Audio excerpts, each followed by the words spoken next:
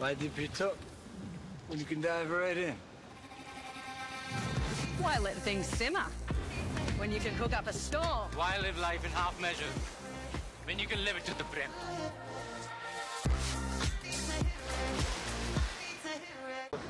मनसेचे नेते बाळा नांदगावकर हे मतदारांचे आभार मानण्यासाठी भल्या सकाळी मुंबईतल्या मैदानांवरती मॉर्निंग वॉक करतायत। आपण बघू शकताय की ते अजूनही जखमी परिस्थितीत आहेत, मात्र अशाही परिस्थितीत ते पुन्हा ॲक्शन मोडवरती आलेले आहेत आणि त्यांनी मतदारांचे आभार मानायला सुरुवात केलेली आहे। एकीकडे आज मुंबईमध्ये शपथविधीची लगबग सुरू आहे, तर दुसऱ्या बाजूला बाळा नांदगावकर यांच्याकडून मॉर्निंग वॉक करत मतदारांचे आभार मानले जात आहेत। स्वतः नांदगावकर आपल्या सोबत आहेत।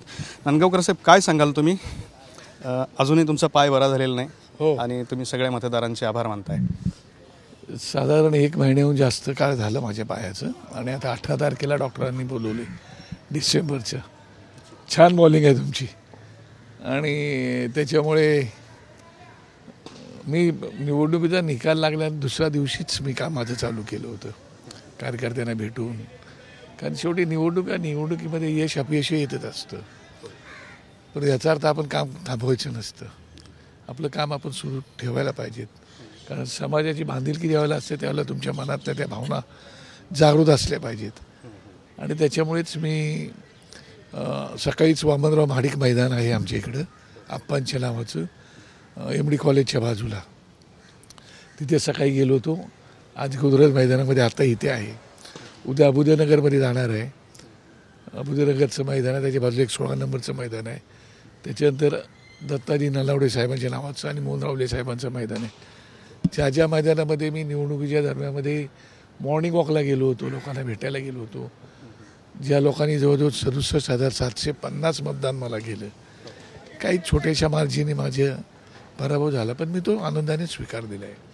आणि एवढ्या लोकांनी आपल्याला मतदान केलेलं आहे, आपली पण जबाबदारी आहे आणि म्हणून त्यांचं ऋण व्यक्त करण्यासाठी आभार मानण्यासाठी मी मुद्दाम सगळ्यांना जाऊन भेटतो आहे आणि त्याचा मला आनंद आहे, कारण परत आपल्याला कामं करायची आहेत आणि त्याच्यामुळे मी कामाला भेटतो। माझे कार्यकर्ते सोबत आहेत, केवळ एवढंच नव्हे तर आता कार्यकर्त्यांच्या बैठकासुद्धा माझ्या ऑलरेडी चालू झालेल्या आहेत आणि त्या बैठकांमधून कार्यकर्त्याचं परत मनोबल वाढवणं फार महत्त्वाचं असतं आणि त्याप्रमाणे तेही काम चालू आहे।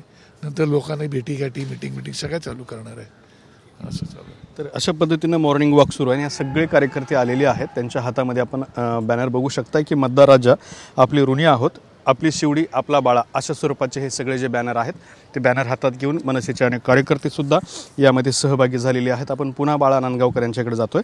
आज शपथविधी आहे, त्याबद्दल काय सांगाल? नाही, मला आनंद आहे की आमच्या जवळचे मित्र तिसऱ्यांदा मुख्यमंत्री होत आहेत, जे 2 वेळा महापौर राहिले होते, तिसऱ्यांदा मुख्यमंत्री होत आहेत आणि ते अष्टपैलू नेतृत्व आहे, उत्तम संसदपटू आहेत, त्यांनी कायद्याचा अभ्यास केलेला आहे, किंबहुना जर्मनीतून त्यांनी उच्च शिक्षण पण घेतलेलं आहे आणि त्यांच्या मागे अनुभव चांगला आहे। विरोधी पक्षनेता म्हणून अनुभव घेतलेला आहे तो वेगळा आणि मुख्यमंत्री म्हणून घेतलेला अनुभव वेगळा, उपमुख्यमंत्री म्हणून घेतलेला अनुभव वेगळा। खरं पाहता विदर्भ खरंच नशिबान आहे, कारण याच राज्याने 1963-1975 पर्यंत सन्माननीय वसंतराव नाईक साहेबांसारखा मुख्यमंत्री पाहिला होता, जो सलग 11 वर्ष होते आणि त्याच्यानंतर 5 वर्षाची पूर्ण टर्म केलेला एकही मुख्यमंत्री झाला नव्हता। ते देवेंद्रजी फडणवीस मागच्या टर्ममध्ये झाले होते। त्याच्यानंतर त्यांनी परत 72 तासाचा पण एक मुख्यमंत्री म्हणून शपथ घेतली होती।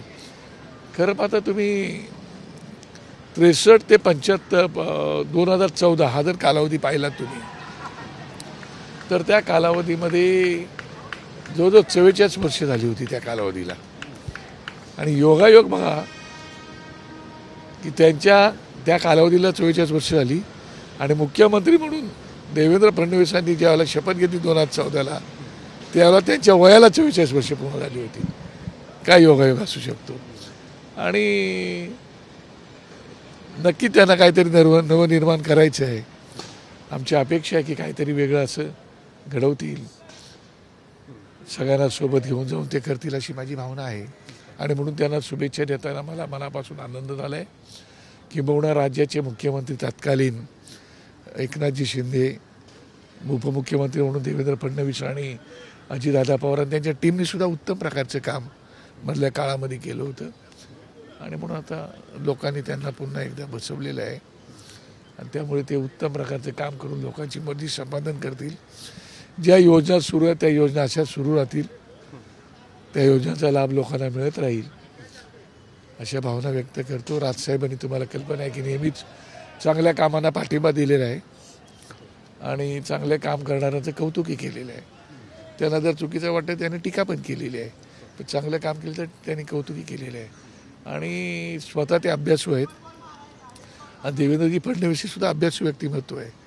त्याच्यामुळे अभ्यासू माणसाचं नेहमीच अभिनंदन करत असतो. तर तेही शुभेच्छा देतील. मी आज त्यांच्या या आजच्या शपथविधीला मनापासून शुभेच्छा देतो. त्यांच्यासोबतच उपमुख्यमंत्री म्हणून कदाचित एकनाथ शिंदे साहेब आणि अजित पवार साहेब शपथ. हा जो पेच निर्माण झालेला आहे गृहमंत्रीपद आणि उपमुख्यमंत्रीपद हे क्लिअर होत नाही आहे, त्यामुळे एकनाथ शिंदेंचं शपथ घेणं हे अजूनही वेटिंगवर आहे. मला असं वाटतं की हे बघा कसं आहे, तो आता अंडरस्टँडिंगचा विषय असतो. हा काय तेच एवढे वर्ष तुम्ही आता जर काम केलेलं एकत्र, तर तुम्ही जर अंडरस्टँडिंग केले तर काम ते एकत्र होऊ शकतं. परंतु शेवटी तो आता प्रत्येकाच्या पक्षाचा विषय असतो. त्यामुळे त्यांना वाटतं आम्हाला हे खातं मिळावं, ते खातं मिळावं, तो प्रत्येकाचा मागण्याचा अधिकार असतो. शेवटी देणं न देणं हे पक्षश्रेष्ठी आणि मुख्यमंत्री ठरवतात, त्याप्रमाणे होईल. परंतु एकत्रितपणे ते काम करतील अशी माझी अपेक्षा आहे. लोकांच्या मतदार राजाच्या भावना पूर्ण करतील, त्यामुळे माझ्या त्यांना शुभेच्छाच आहेत. आता एकीकडे शपथविधी सुरू आहे, मात्र दुसऱ्या बाजूला महाराष्ट्र नवनिर्माण सेनेकडून EVMवरती शंका व्यक्त केली जाते.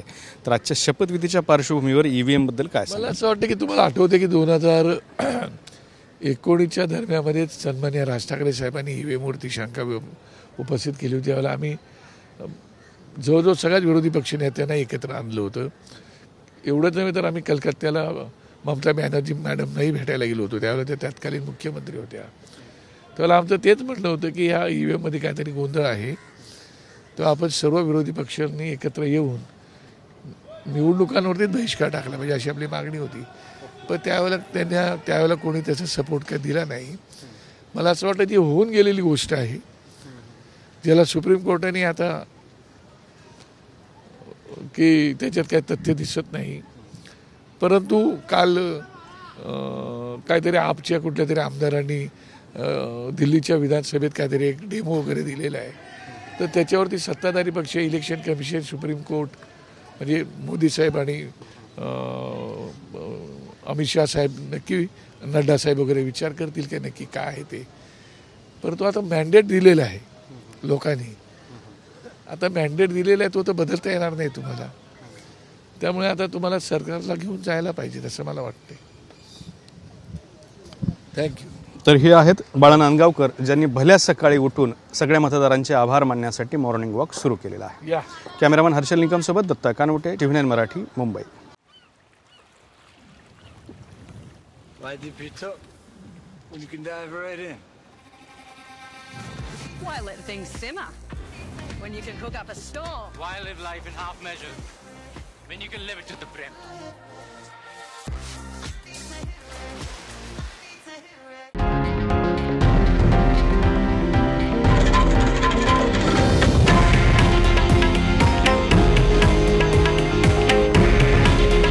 हे आहे देशातील नंबर 1 न्यूज नेटवर्क आणि आपण पाहत आहात TV9 मराठी. काळजी तुमची, हित महाराष्ट्राचं.